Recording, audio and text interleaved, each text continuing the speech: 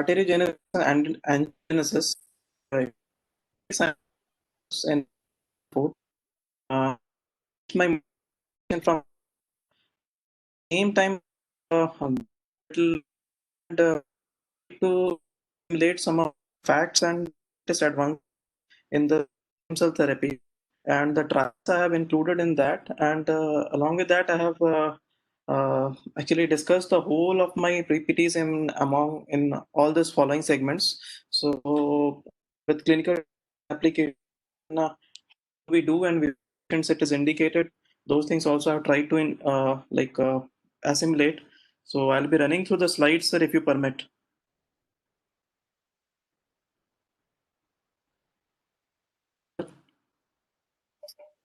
Yeah, go ahead, Prashant. Okay. Thank you, sir.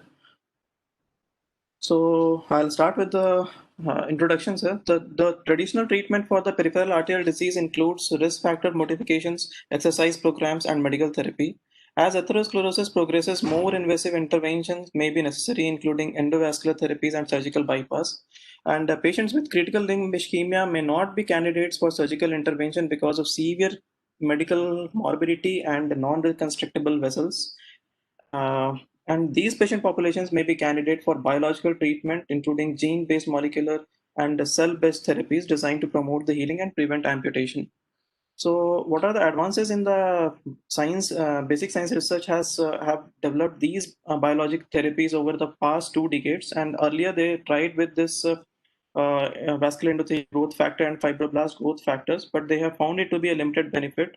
But more promising results has come once they have started with this stem cell, and including the endothelial progenitor cells and the bone marrow-derived mononuclear cells. So what actually neovascularization consists of three, like it has been defined in vasculogenesis, arteriogenesis, and angiogenesis. So vasculogenesis is the de novo formation of the embryonic blood vessels from vascular progenitor cells or hemangioblasts, which develop into hematopoietic precursors and endothelial cells. And these cells induce differentiation of discrete vascular layers as cell transform into endothelial cells, smooth muscle cells, and adventitial pericytes. Although vasculogenesis primarily occurs during the embryonic stage of development, post-embryonic vasculogenesis results from either arteriogenesis or angiogenesis. So basically, vasculogenesis, this term per se we use for embryonic development of the vessels, whereas post birth, whatever the vessel development happens, we generally categorize into arteriogenesis and angiogenesis. So what actually arteriogenesis is? It involves the growth of the collateral vessels and remodeling from the pre-existing arteriolar connections. So what happens is once there is some sort of obstruction or resistance to the flow of the blood, there shear stress, that is fluid shear stress, FSS, what they mention, it increases. It is cubic proportional to the radius, and so even a small change in the radius of the vessel, it causes the fluid like the flow to be maintained, and it hardly impairs the circulation. And this is how what is happening is in this first PQA, as we can see, is the blood is flowing and there is this connection is there, but it is hardly there's very limited flow from that. But once the fluid, this stress increases, we can see there is this capillary gets, this diameter gets increased, and it takes care of the blood supply to the less perfused vessels. So fluid shear stress activates the endothelium, leading to the increased transcription of the promoter regions of a variety of protein contributors contributing to vessel growth. With progressive arterial stenosis, blood flows, whatever I told you, and that collateral vessel formation maintains flow beyond the obstruction. So this is just a flow diagram showing the same thing. So we have got the atherosclerotic occlusion, and it causes increased in shear stress. It causes increased release of MCP1, which recruits actually this macrophages, which adheres to this through CAM proteins, that is cellular adhesion molecules, and it causes inhibition of the vascular wall and production of GM-CSF, PDGF, TNF-alpha, which causes growth factor release and synthesis, proliferation and migration of the endothelial cells and smooth muscle cells, and it causes remodeling. So the next thing that happens is why it is important is this. This is the collateral of the this is not induced per se by the hypoxia. And the next thing we should understand is the angiogenesis. It is more of a hypoxia-induced development of the proliferation of the vascular tissues.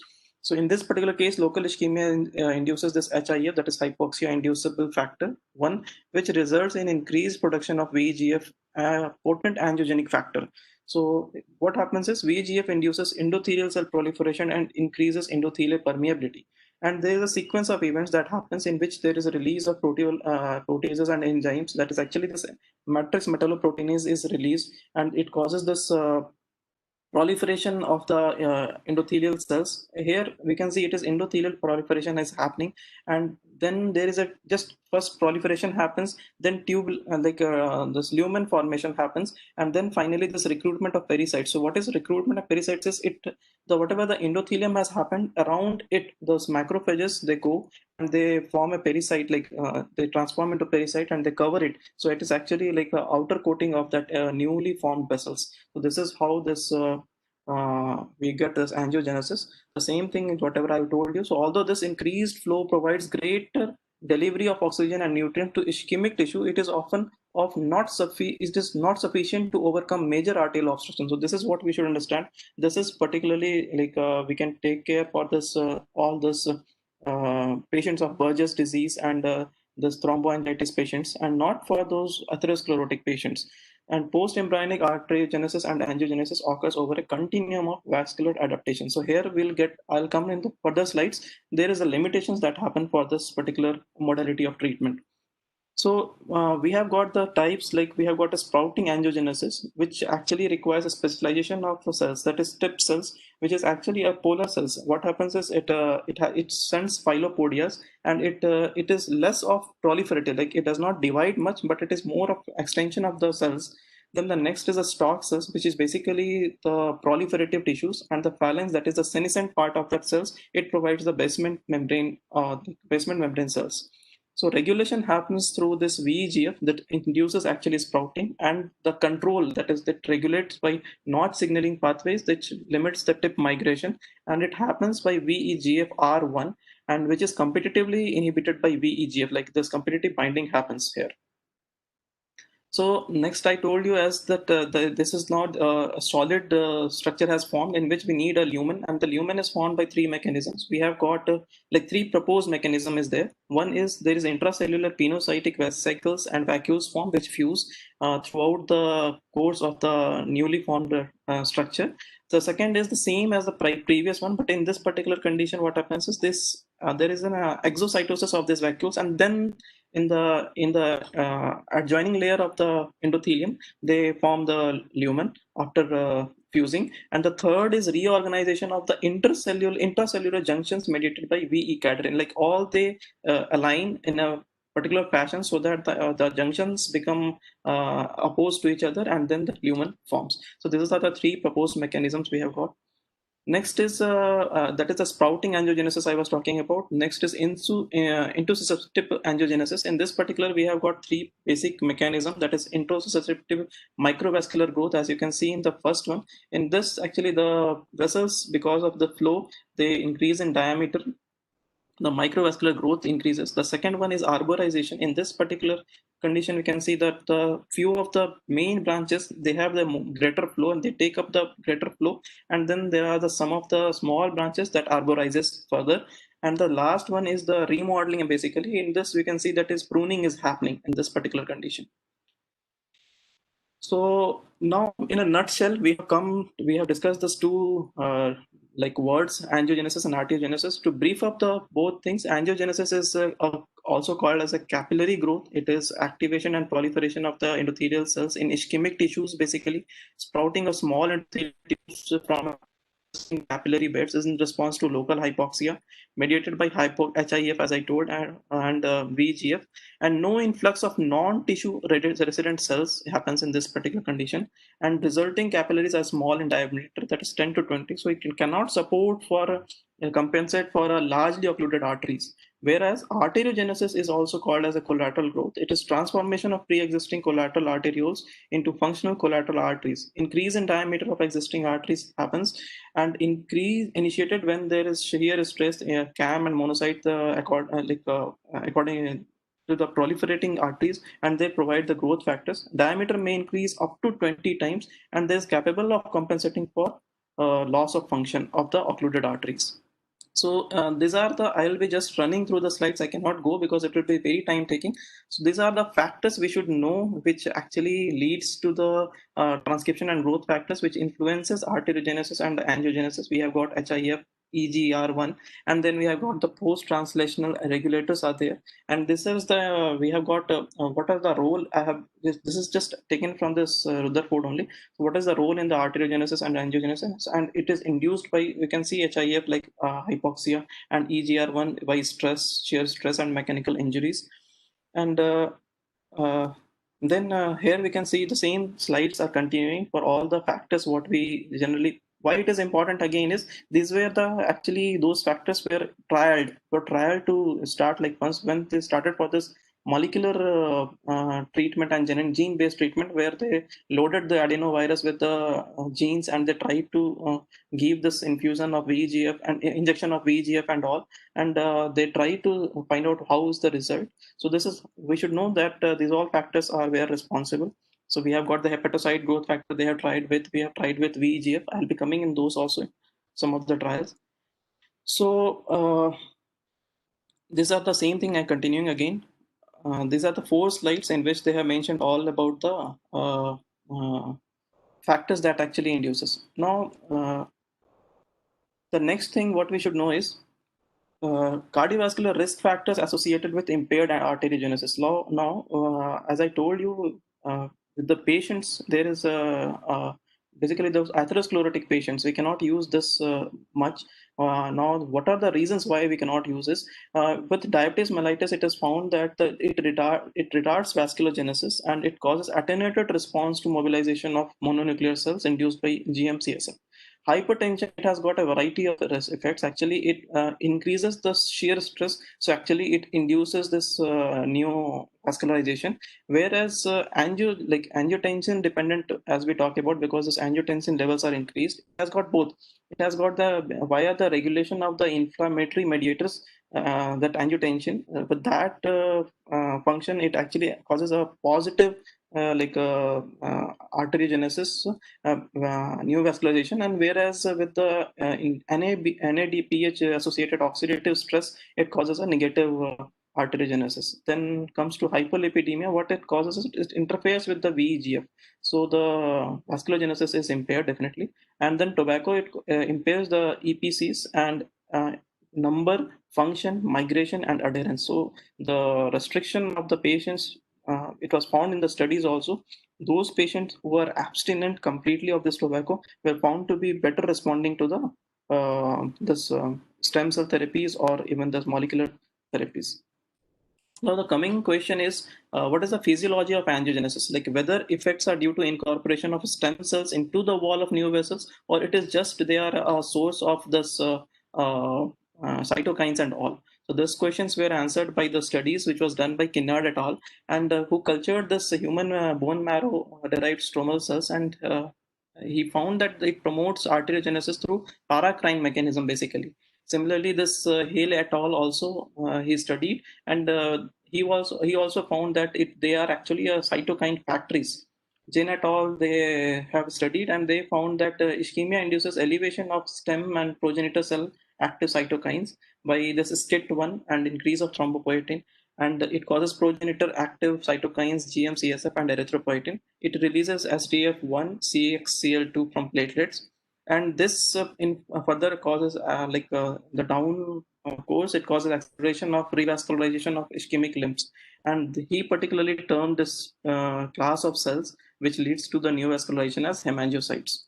So now coming to the clinical implication, what is the magnitude of the problem? Currently we have got this peripheral arterial disease. The prevalence is around 3 to 10%, and which increases to 15 to 20% in patients over 70 years of age. The ratio of symptomatic versus asymptomatic PAD is in the range of 1:3 to 1:4.5. In the National Health and Nutritional Examination Survey, the prevalence of peripheral artery disease as defined by ABI of less than 0.9 ranged from 2.5 in the age of 50 to 59 to 14.5 in the subjects of more than 70 years. So this is just I wanted to tell those patients who get a primary treatment, we can see revascularization chances are more, like we have got almost 50% chances of revascularization. Whereas if the same patient comes to us a year later, what we find is this 30% of the patients go for this major limb loss, actually MALE. So that thing has to be taken care of. So early treatment is important for and early identification of the patients are important. More so, though, it is found that those patients who are having some form of vascular compromise, right now asymptomatic, the chances of they becoming symptomatic in the next 5 years is around 10%. So 10% of them will definitely get symptomatic in the next 5 years. So coming to the goal of therapy, overall the primary aim is to correction of the occlusion, but attempts to manipulate and normalize the microcirculatory changes pharmacologically actually may enhance the result of revascularization, and may be one option in patients in whom revascularization is not possible or has failed. So what is the primary goal we have got is the relieve ischemic pain, heal ischemic ulcers, prevent limb loss, and improve patient function and quality of life. These are all the factors were actually taken into as a end result target for doing all the studies that I'll be coming in the subsequent slides. So what is the gene and protein based therapies we have got? So some patients with vascular disease may not be safe, as I told you before only. In this challenging patient population, stimulation of neovascularization via gene or protein or cell-based therapies has been proposed. Initial results of gene and protein therapies have been disappointing. As I told you, now the newer this and more increasing results have been observed with cell-based therapies. So these are the earlier trials that was done in, like you can see, the 2002 2006 in this McKinnon and all, they have tried with VEGF first, and they try and they like some of the studies shown actually like improved vascularity and ABI, and Rutherford class increased in both treatment and placebo group though. So, and then the other study by Rajagopalan, he found that there is actually no improvement in the peak walking time. And then they tried with this fibroblast growth factor in 2002 again, and they found there is improvement in ABI. And but sustained and there was a similarly study was going on with FGF1, and there is no improvement in death or major amputation has been also been recommended, like has been found in a like wide base. You can see 525 patients were taken in this study. Similarly, this hepatocyte growth factor they have tried, as I told you, with this plasmid and all, like gene based therapy, they tried, and they found that transcutaneous PO2 actually increased at 6 months in higher and mid dose group. So finally, actually, that study was like that treatment modality was not very satisfactory, and they went ahead and they started this trials with the stem cells. So, what is the definition of stem cell? It is a cell that has the ability to continuously divide and differentiate. So that is very important. I will be coming why it is important. So properties of stem cells are they are capable of dividing. They have, like how we define them, they are capable of dividing, they renew themselves for long periods, and they are unspecialized, so they can go to different class of tissues. So we have got two major properties, that is self renewal and differentiation.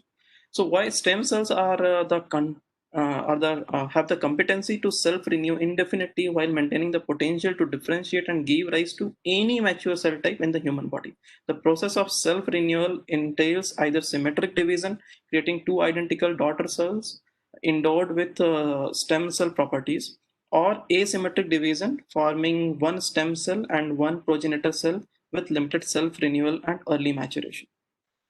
So stem cell, how it is, like there are a few nomenclatures that I would like to make everyone aware of. We have got totipotent, like it will be forming all the cells. It can differentiate all type of cells, including embryo. That can form any cell of the embryo as well as placenta also. So example will be morilla. Pluripotent, it cannot form this placenta except for placenta everything, so that is pluripotent. Multipotent is basically into multiple specialized cells of a closely related family of cells like hematopoietic stem cells, but the family will be same. Oligopotent is differentiate into a few cells alone, that is the lymphoid cells. And unipotent, these are only produce one cell type, But again, how it is differentiate, like how to differentiate from this normal cell is it has a property of self-renewal that distinguishes it from the non-stem cells. Example will be muscle and cardiac. So this is what I have told you. We have got the embryonic stem cells that is actually totipotent, and here we have got the embryonic from the embryo. If we take, we have got the pluripotent, and even the adult stem cells, we can see it is a pluripotent and multipotent stem cells. So what is the advantage of adult stem cells? A major concern with the use of embryonic stem cells for therapeutic purpose is their potential to form teratomas in vivo. Such tumorigenicity is thus far not known for pluripotent adult progenitor cells like bone marrow mononuclear cells. And hence the advantage of adult stem cells are, first, it is easily available, like you don't have to find for a donor. As it is autologous, no transplant related problems or rejection thing is there, and absence of any oncogenic or and teratogenic potential.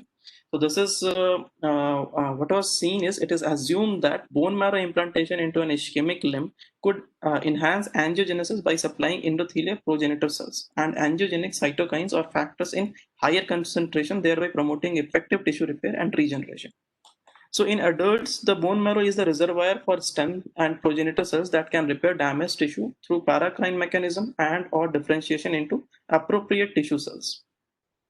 So what are the accessible sources, what we have, from where we can just extract these cells? It is also very important to know these stuff. So it is basically we can take it from this bone marrow derived endothelial progenitor cells, bone marrow derived mesenchymal stem cells, bone marrow derived mononuclear cells. So these are all from the bone marrow. Other sites which we can take is the sternum, vertebral spine, and anterior iliac crest also. So basically we take it from the femur or iliac crest, and other thing is, other sites are, these all sites are there. Then adipose tissues we can take, which requires extraction by liposuction. Blood we can do it by apheresis. I'll be talking about peripheral blood cells, how to extract from there also. And then umbilical cord, which is extracted just after birth.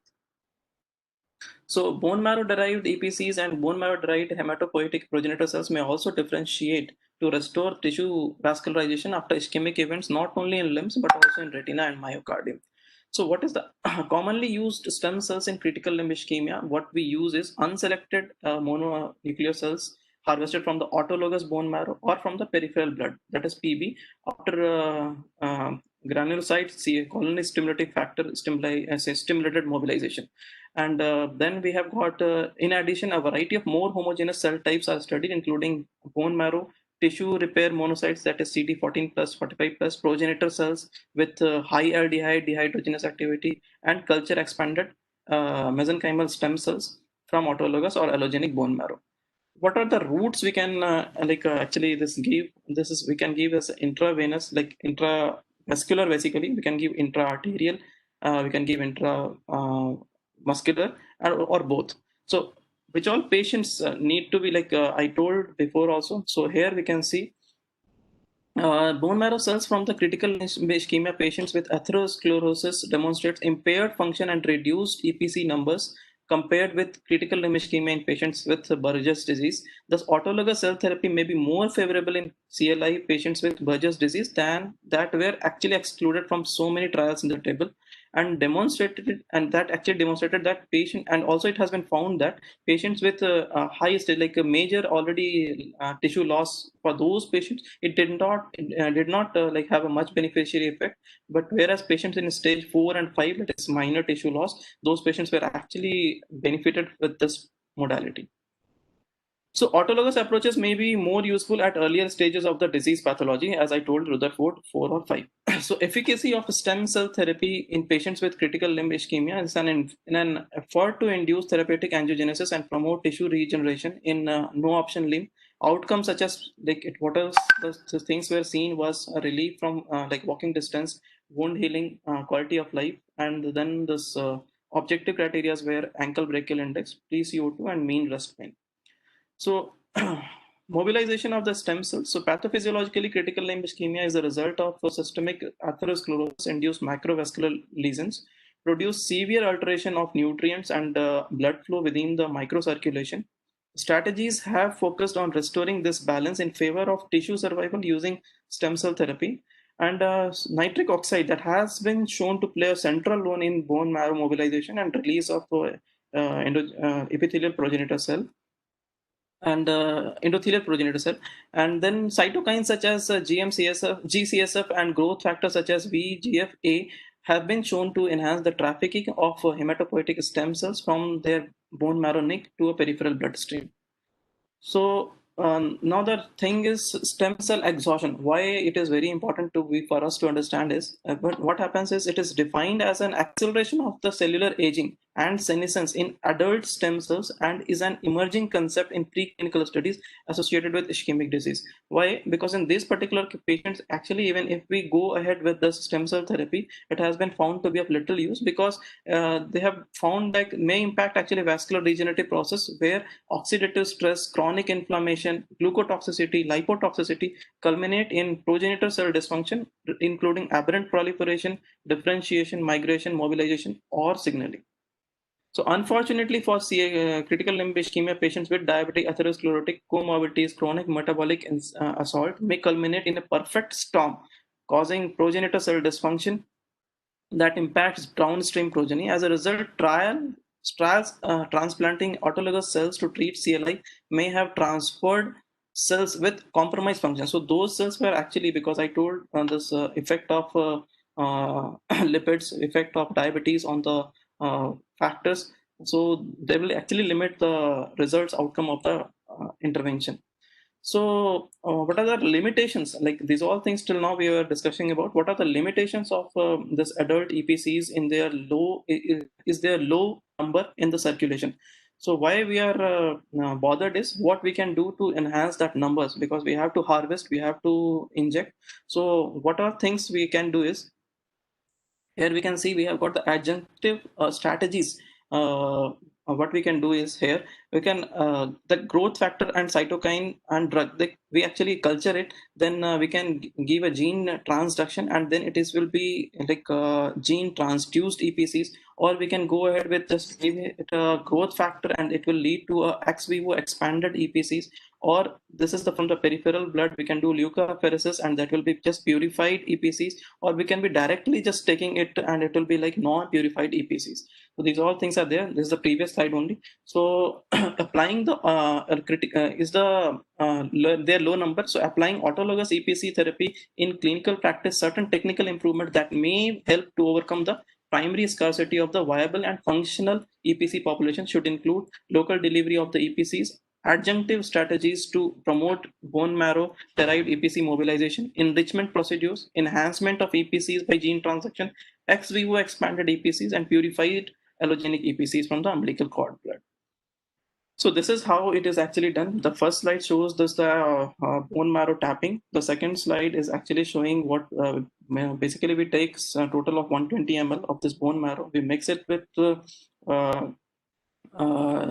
ADCs in the bag, and then we put it in this 260 ml chambers, and then we like centrifuge it.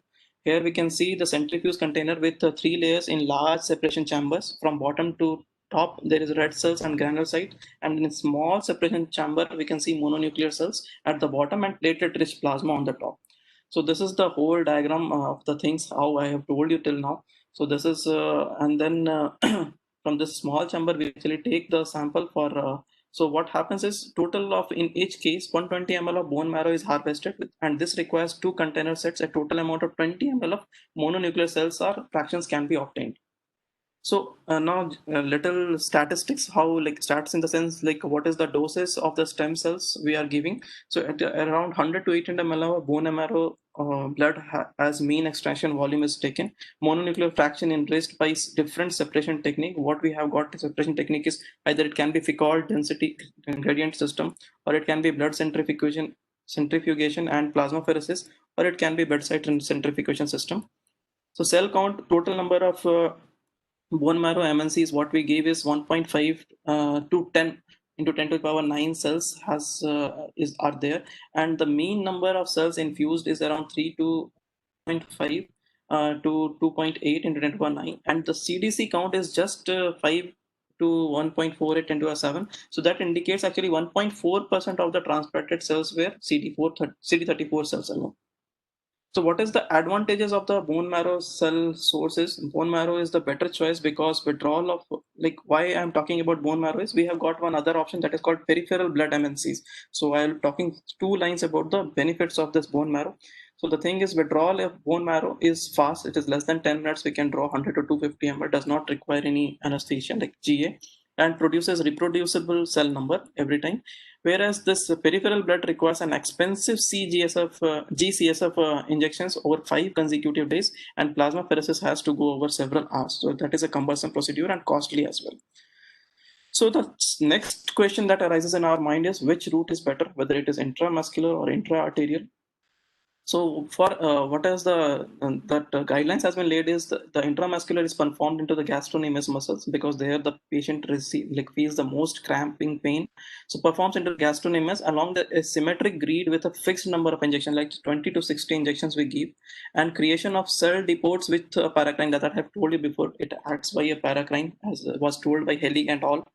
Then bone marrow cells contribute to vascular and muscle regeneration by physically integrating into tissues and secreting growth factors. Whereas in bone marrow trial, it was found that injections were placed along the occluded native arteries, and because the density of preformed collaterals is highest in parallel orientation to axial arteries, so it was found to be preferred location for collateral growth, and the number of injection corresponding to the length of the arterial occlusion, like it is 40 for the intrapopliteal disease. In this particular trial they have done with intrapopliteal disease only, they have given 40 injection, whereas with the fempop and intrapopliteal they have found they have given 60 injections. And in this intra-arterial, they have this Fadini and al. What they have done is they have intramuscular, they have given for 33, intra-arterial for 4, and combined for 1. But what they have found is ABI and TCO2 significantly improved after IM injection and not intra-arterial. So this is one thing has to be noted. Again, one more study, Lawal et al. What they have found is the ABA improvement of 0.1 to 0.2 was noted, and TCO2 by 10 to 20, walking distance by 100 to 200 meters, and there was no CDC serious side effect. That Bonmont trial I was talking about, the survival rate was 80% for the peripheral artery disease, and 100% for the thromboangiitis obliterans. 3-year amputation free rates were 60% for PAD and 91% for TO. As we can see, that is amputation free, like for better for this TO patients, and 59% were salvaged. So I'll just sum up with some of the trials that has been done with a particular group of cells, that endothelial progenitor cells. We have got the derived from the bone marrow or peripheral bloods, are responsible for initiating post-natal vasculogenesis, ability to proliferate and provide both cytokine and growth factor necessary for vessel development. So these are the studies that has been done, and they have like found that increased microcirculatory flow in the treatment group, and but there was no improvement in the ABI. Whereas other studies has found there was improvement in the pain, TBI, TCO2, total pain, and walking distance and ulcer. But again, no improvement in ABI. So bone marrow derived cells, this they have done some studies with this. This include endothelial stem and progenitor cells, hemangioblasts, angioblasts, mesenchymal, and hematopoietic stem cells. And some of these cell lines are able to differentiate into endothelial cells for angiogenesis, whereas others, including mesenchymal and hematopoietic stem cells, are not. So most bone marrow cells, however, regardless of the ability to transform into endothelial cells, are pro-angiogenic and participate in the angiogenesis via paracrine signaling or ability to take on endothelial-like characteristics. Phase 2 clinical trials have been conducted focusing on the safety and efficacy of the intra-arterial or intramuscular injection of bone marrow derived mononuclear cells with or without bone marrow derived mesenchymal stem cells. Initial results have been promising in the treatment of patients with critical limb ischemia. So these are the studies again that have been done, and from 2005 to 2012 we can see in this particular slide, and in that they have mentioned that there will be improvement in the limb pain and improvement in the time of treatment failure, and then improvement in this ulcer, and all those improvements you can see. And these are the ongoing trials which has still not completed, so still we are waiting for that outcomes to come. So actually, this where bone marrow cells were found to improve the subjective symptoms in the patients. Transcutaneous oxygen tension was greater in the treatment group, and comparatively only slight and non-significant improvement in the pain scale was seen in peripheral, like this is one thing more important, is like peripherally derived this peripheral blood cells, what has been mobilized, that didn't give such a good result as it was found with bone marrow cells. So what are the challenges we have now at our hand to take care of is, first we need to identify the most ideal cell type. For example, unfractionated peripheral blood, or bone marrow derived, or bone marrow derived mesenchymal cells, adipose derived stem cells, or we have got this IPS cells, and then which may be suitable for cell-based treatment. Secondly, a better understanding of the effective subpopulation of stem cells is necessary, as the stem cells are heterogeneous population. Not all subpopulations are equally effective. Third is we must develop effective large-scale ex vivo in vitro cell differentiation protocols or cell isolation methods. Fourthly, it will be important to establish efficient methods for enhancement of cell potency before administration. And lastly, it remains to be determined what is the optimal dosage of therapeutic cells, which one is the best route of administration, whether it is intramuscular or intra-arterial versus systemic targeted therapy delivery, and what is the ideal frequency of application, like whether we can give it again and again, and if we can, like how frequently we can give. So this peripheral arterial disease and critical limb ischemia is associated with both microvascular and macrovascular abnormalities. And as I told you, this will take care with the microvascular, but it won't take care of the macrovascular. So the ischemic human leg requires larger conduits, such as collateral artery formation, that provide sufficient flow. Clearly, new insights into the mechanism of stem cell therapy-induced arteriogenesis are also needed to so as to develop effective method to therapeutically manipulate arteriogenesis. So that is, so we have to think of like it is induced arteriogenesis and not angiogenesis. Thank you so much.